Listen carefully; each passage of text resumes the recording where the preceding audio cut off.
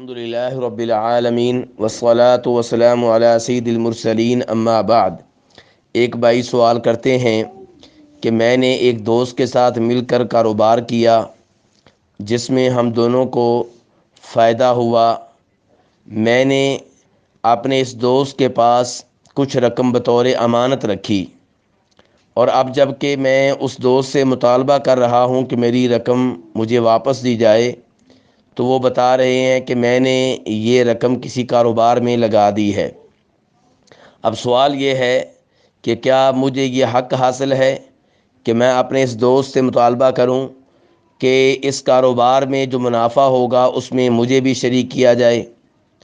تو گزارش یہ ہے کہ کسی کو یہ حق حاصل نہیں ہے کہ کسی کی امانت کو اپنے استعمال میں لائے۔ امانت کو ذاتی استعمال میں لانے کی اجازت نہیں ہے، اور اگر کوئی آدمی کسی کی امانت کو ذاتی استعمال میں لاتا ہے اور وہ امانت ضائع ہو جاتی ہے تو اس کا ذمہ دار وہ ہوگا جس نے اس امانت کو استعمال کیا ہے۔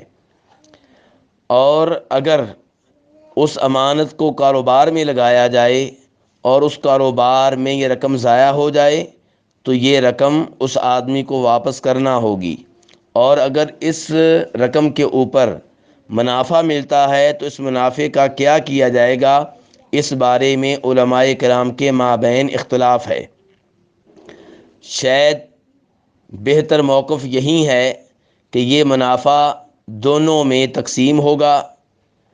وہ آدمی بھی اس منافع میں سے حصہ لے گا جس کے پاس امانت رکھی ہوئی تھی، اور اس نے اس امانت کو کاروبار میں لگایا، محنت کی، ٹائم دیا، اور اسے بھی حصہ ملے گا جس کی وہ امانت تھی، کیونکہ اس کے پیسے تھے، ان پیسوں کے ذریعے کاروبار کیا گیا۔